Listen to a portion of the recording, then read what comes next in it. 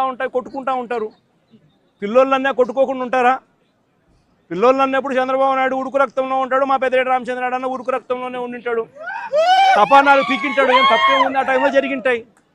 ఆ జరిగిందాన్ని గుర్తుపెట్టుకొని సేడిజంగా ఇన్ని సంవత్సరాల తర్వాత కూడా ఆయన కొడుకును కూడా జైల్లో పెట్టించాలని చెప్పి ఇంతగా తాపత్రయపడతా ఉన్నాడంటే చంద్రబాబు నాయుడు, ఈయన మనిషిలోని విషం, ఈ మనిషిలోని రాక్షసత్వం ఎంతగా ఉంది అని చెప్పడానికి ఇదొక నిదర్శనం. మరొకరు చెవిరెడ్డి భాస్కర్ రెడ్డి. పాపం చెవిరెడ్డి భాస్కర్ రెడ్డి ఏం తప్పు చేసినాడో నాకైతే తెలియదు. కేవలం ఆయన చంద్రగిరి కాన్స్టిట్యున్సీకి ఎమ్మెల్యే కావడం. ఇదే చంద్రగిరి కాన్స్టిట్యున్సీ చంద్రబాబు నాయుడు సొంత కాన్స్టిట్యున్సీ. ఇదే చంద్రబాబు నాయుడు సొంత కాన్స్టిట్యున్సీ చంద్రగిరిలో 1983లో 1978లో ఆయన కాంగ్రెస్ పార్టీలో మంత్రిగా ఉండి పోటీ చేసి 17,000తో ఓడిపోయినాడు చంద్రగిరి కాన్స్టిట్యున్సీలో 1983లో. ఆ తర్వాత ఆయన ఓడిపోయి మళ్ళీ వాళ్ళ మామను కాళ్ళు పట్టుకొని గడ్డం పట్టుకొని మళ్ళీ 1989లో తెలుగుదేశం పార్టీలో చేరి అక్కడ రాజ్యమేలి కుప్పం అనే నియోజకవర్గాన్ని, బీసీలు అధికంగా ఉన్న కుప్పం అనే నియోజకవర్గంలోకి వెళ్ళి పోటీ చేస్తూ ఉన్నాడు. ఈ చంద్రగిరి నియోజకవర్గం ఆయన చేతుల్లో నుంచి వెళ్ళిపోయింది అని, ఈ చంద్రగిరి అనే నియోజకవర్గం ఆయన సొంత ఊరుంది కాబట్టి అక్కడ ప్రజలు చంద్రబాబు నాయుడు ఓడించినారు అని బాధ తట్టుకోలేక భాస్కర్ను వేధించి జైల్లో పెట్టించే కార్యక్రమాలు చేస్తూ ఉన్నాడు.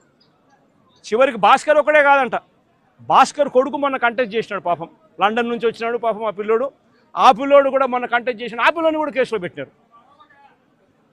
ఇదే పెద్ద మనిషి చంద్రబాబు నాయుడు కొడాలి నానిని,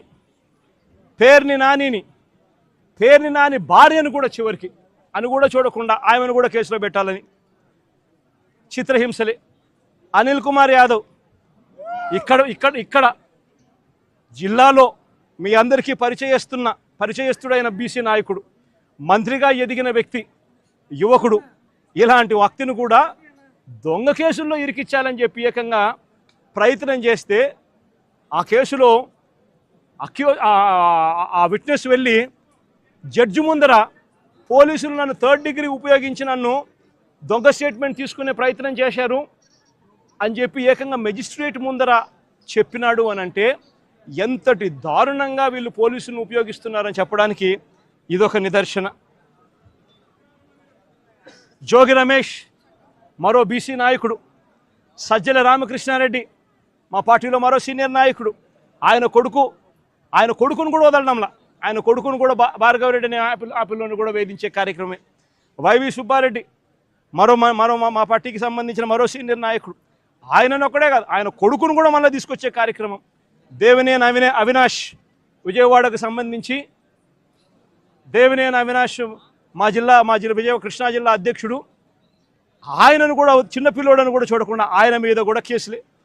తలసిల రఘురాం, అంబటి రాంబాబు, అంబటి మురళి, విడుదల రజని, దళిత ఎమ్మెల్యే చంద్రశేఖర్, బూచేపల్లె శివప్రసాద్, ఉషశ్రీ చరణ్, తోపదుర్తి ప్రకాష్ రెడ్డి, మాజీ ఎంపీ గోరంట్ల మాధవ్, మేరుగ నాగార్జున్, దాడిశెట్టి రాజా, అబ్బాయి చౌదరి, సుధీర్, సత్తెనపల్లి మన తరఫున పోటీ చేయబోతా ఉన్న క్యాండిడేట్, లేళ్ల అప్పిరెడ్డి, గోపిరెడ్డి శ్రీనివాసరెడ్డి, సిదిరి అప్పలరాజు, మరో బీసీ మంత్రి ఉప్పాల రాము, మన ZP chairman Uppala Harika husband, Mondithoka Arun మన పార్టీకి సంబంధించిన ఎమ్మెల్సీ దళితుడు.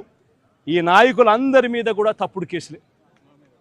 మా ప్రతాప్ అన్న కూడా ఇక్కడే ఉన్నాడు.